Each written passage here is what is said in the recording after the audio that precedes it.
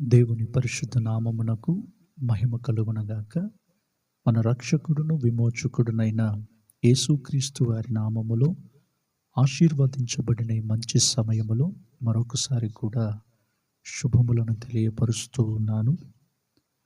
ప్రభునందు ప్రియ దేవుని బిడలారా, మన ధ్యానార్థము కొరకు పరిశుద్ధ లేఖనములలో నుండి మత్తయి సువార్త 13వ అధ్యాయము 24 నుండి 30 వరకును, 36 నుండి 43 వచనముల వరకు గమనించినప్పుడు, ఆయన మరి ఒక ఉపమానము వారితో చెప్పెను. ఏమనగా, పరలోక రాజ్యము తన పొలములో మంచి విత్తనము విత్తిన యొక్క మనిషిని పోలి ఉన్నది. మనుష్యులు నిద్రించుచుండగా అతని శత్రువు వచ్చి గోధుమల మధ్యను గురుగులు విత్తిపోయెను. మొలకలు పెరిగి గింజ పట్టినప్పుడు గురుగులు కూడా అగపడెను. అప్పుడు ఇంటి యజమానుని దాసులు అతని ఎద్దుకు వచ్చి, అయ్యా, నీవు నీ పొలములో మంచి విత్తనము విత్తితివి గదా, అందులో గురుగులెక్కడి నుండి వచ్చినవని అడిగిరి. ఇది శత్రువు చేసిన పని అని అతడు వారితో చెప్పగా, ఆ దాసులు, మేము వెళ్ళి వాటిని పెరికి కూర్చుట నీకిష్టమా అని అతనిని అడిగిరి.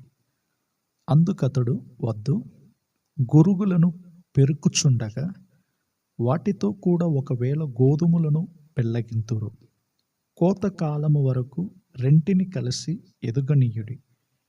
కోతకాలమందు గురుగులను ముందుగా కూర్చి వాటిని కాల్చివేయుటకు కట్టలు కట్టి గోధుమలను నా కొట్టులో చేర్చి పెట్టుడని కోతగాండ్రుతో చెప్పుదనెను. అప్పుడాయన జన సమూహములను పంపివేసి ఇంటిలోనికి వెళ్ళగా, ఆయన శిష్యులు ఆయన యొద్దకు వచ్చి పొలములోని గురుగులను గూర్చిన ఉపమానము మాకు తెలియచెప్పమనిరి. అందుకాయన ఇట్లనెను, మంచి విత్తనము విత్తువాడు మనుష్య కుమారుడు. పొలము లోకము. మంచి విత్తనములు రాజ్య సంబంధులు, గురుగులు దుష్టుని సంబంధులు. వాటిని విత్తిన శత్రువు అపవాది. కోత యుగ సమాప్తి. కోత కోయువారు దేవదూతలు. గురుగులు ఎలాగు కూర్చబడి అగ్నిలో కాల్చివేయబడినో అలాగే యుగ సమాప్తి యందు జరుగును. మనుష్య కుమారుడు తన దూతలను పంపును. వారు ఆయన రాజ్యములో నుండి ఆటంకములకు సకలమైన వాటిని దుర్నీతి పరులను సమకూర్చి అగ్నికుండములో పడవేయుదురు. అక్కడ ఏడ్పును పండ్లు కొరుకుటయును ఉండును. అప్పుడు నీతిమంతులు తమ తండ్రి రాజ్యములో సూర్యుని వలె తేజరిల్లుదురు. చెవులు గలవాడు వినుగాక. నా ప్రియ దేవుని జనులారా, చదవబడిన వాక్య భాగములలో యేసు ప్రభువు వారు పరలోక రాజ్యమును గురించిన మర్మములనేవి ఉపమానముల రీతిగా అనేక సంగతులను బోధిస్తూ వచ్చాడు.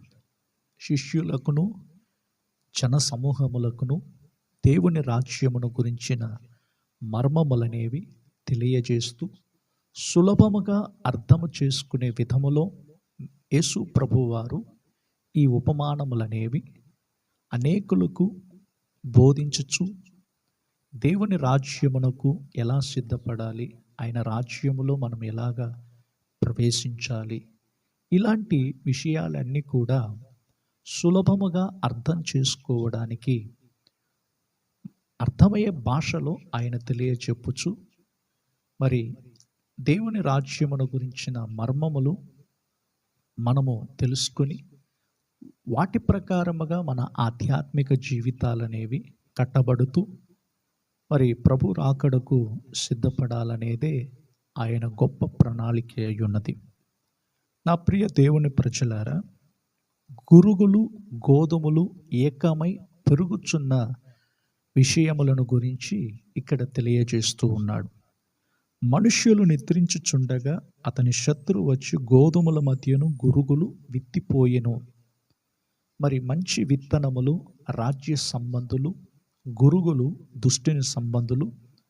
గురుగులు విత్తినవాడు సాతానుడని చెప్పి యేసు ప్రభువారు ఇక్కడ తెలియజేస్తున్నట్లుగానే, ఎలాగున గురుగులనేవి ఈ పొలములో విత్తబడ్డాయో మనము గమనించినట్లయితే, మనుష్యులు నిద్రించుచుండగా అని చెప్పబడుతూ ఉన్నది.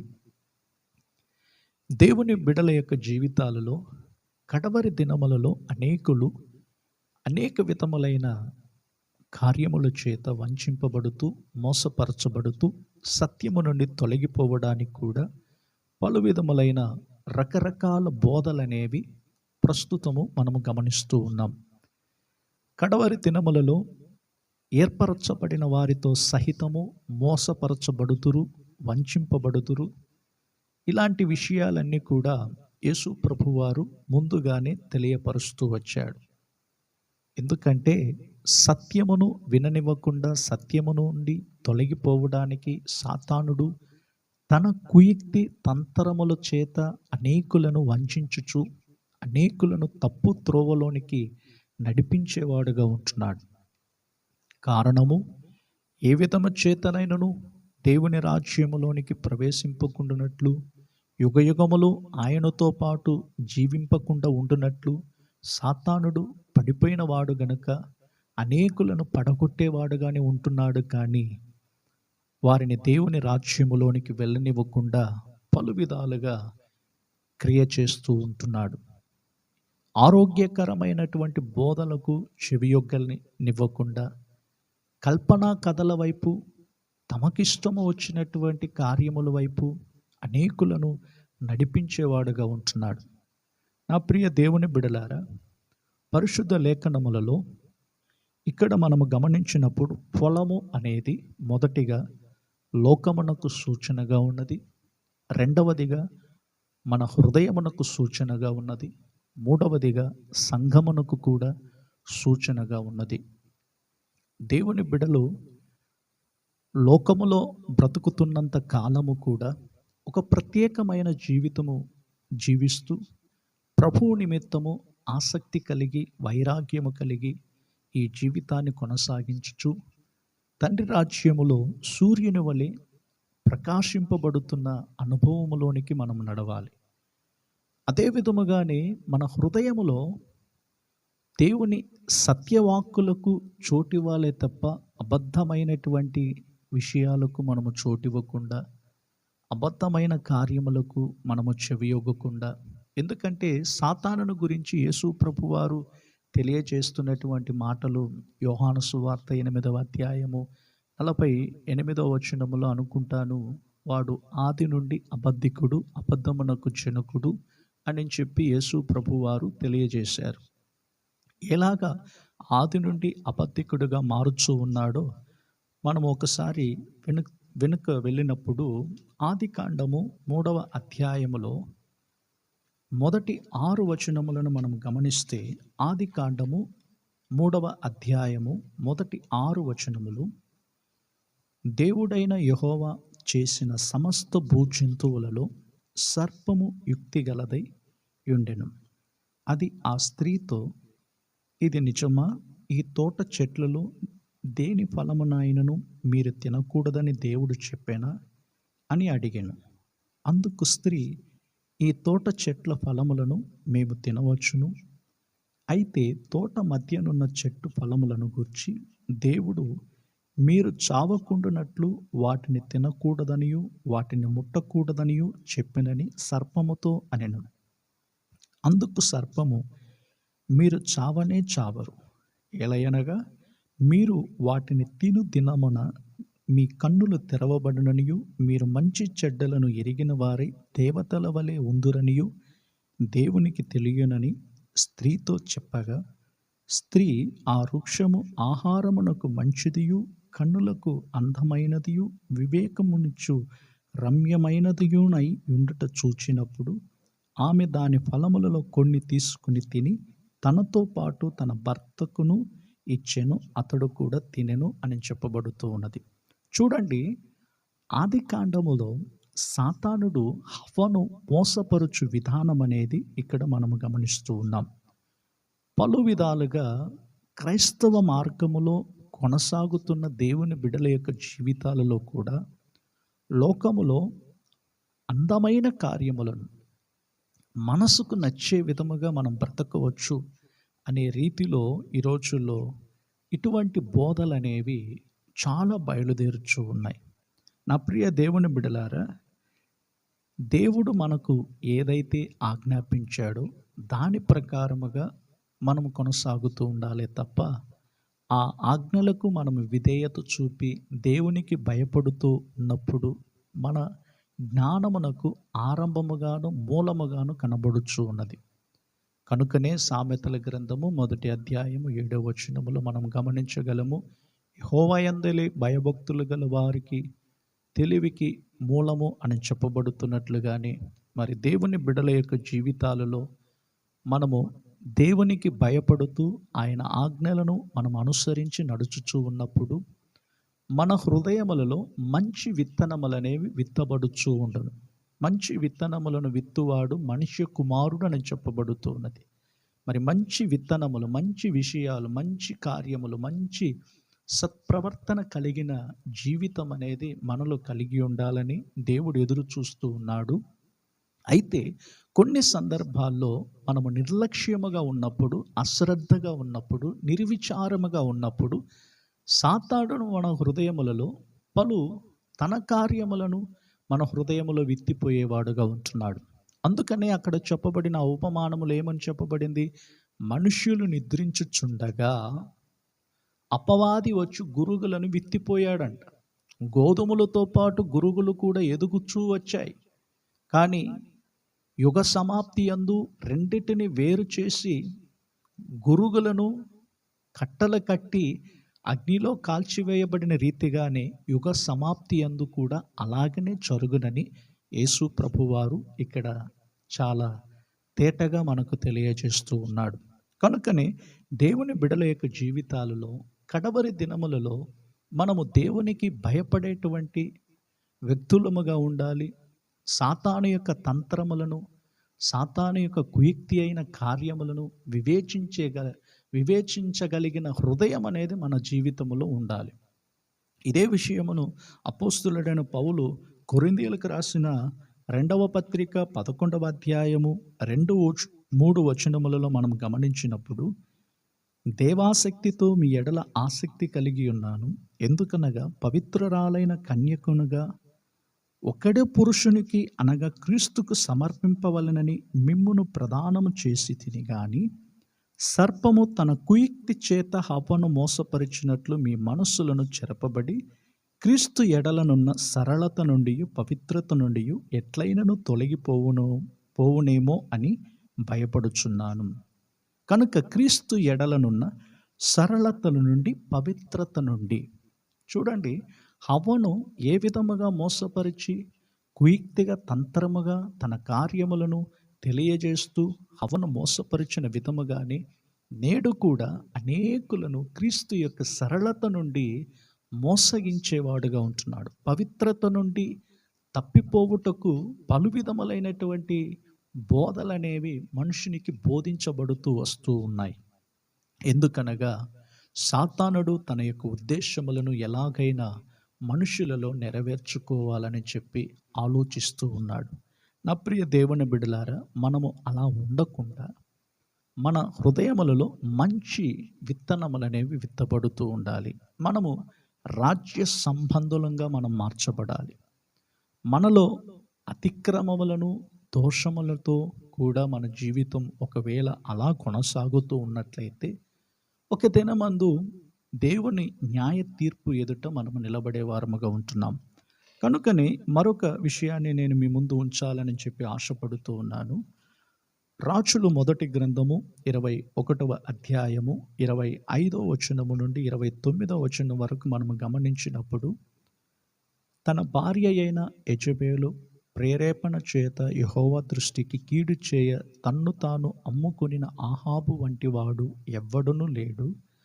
ఇశ్రాయేలీయుల ఎదుట నిలవకుండా యెహోవా వెళ్ళగొట్టిన అమోరీయుల ఆచార రీతిగా విగ్రహములను పెట్టుకొని అతడు బహు హేయముగా ప్రవర్తించెను అని చెప్పబడుతూ ఉన్నది.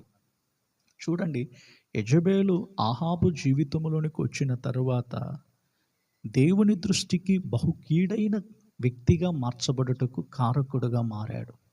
యెజబెలు జీవితములో మనము గమనించినప్పుడు ప్రవక్తలనందరిని కూడా చంపించిన ఒక స్త్రీ. ఈ స్త్రీ ఆహాబు జీవితంలోనికి వచ్చిన తరువాత దేవుని దృష్టికి బహు కీడైన ఒక వ్యక్తిగా మారాడు. కీడైన కార్యములను చేయుటకు తన్ను తాను అమ్ముకున్నటువంటి వాడుగా, ఒక దౌర్భాగ్యుడుగా ఇక్కడ చెప్పబడుతూ ఉన్నది. ఆహాబు జీవితములో దేవుని దృష్టిలో కీడైన కార్యములను చేయడానికి గల కారకుడుగా మారుటకు దాని వెనకాల యెజబెలు తన ప్రేరేపణ చేత అనేక విషయములను తెలియజేస్తూ నాబోతు యొక్క ద్రాక్ష తోటను కూడా తన యొద్ద నుండి తీసివేసుకున్నటువంటి నాబోతుకు తన పిత్రార్జితం అనేది విడిచిపెట్టకుండా దాని నిమిత్తముగా పోరాడుచున్నటువంటి ఒక వ్యక్తి ఆహాబు అతనిని చంపించి ఆ ద్రాక్ష తోటను తీసుకున్న విధములనేవి ఈ యొక్క అధ్యాయములో మనము గమనించగలుగుతూ ఉన్నాం.